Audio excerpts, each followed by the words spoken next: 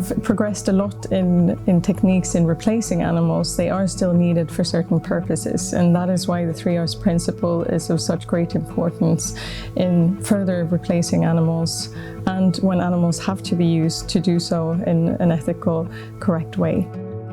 So the project was 3 steps.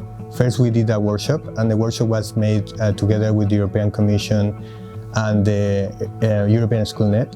And the idea is to teachers how to educate kids about the 3 R's. And then the second step was to make the event where the different speakers were talking about one of the different R's. After the event, the kids will gonna receive a manuscript about the different 3 R's, and the kids are gonna act as reviewers of the manuscript. Reduction is like reducing the amount of animals that you use in the researching.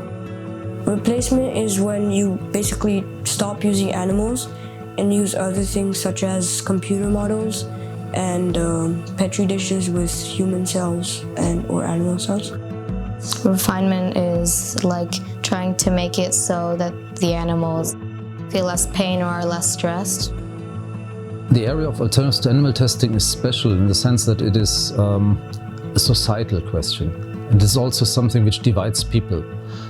Some people say we need it, some people say we must not harm any animals.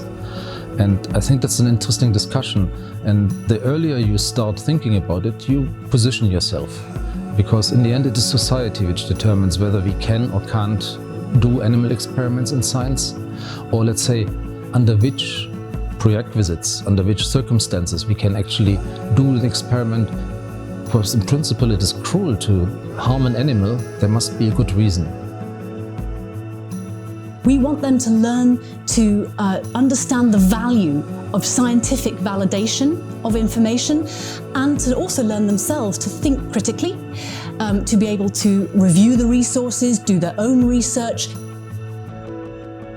The students being involved in live events is the way that they can interact with scientists. We sometimes hold them on a slight pedestal that they are some kind of different type of human, but to be able to actually see that they are normal people and that they themselves could become those people in the future, I think has been a very valuable experience. The project is going to keep evolving in the future to keep approaching science and the 3 R concept to kids all over the world.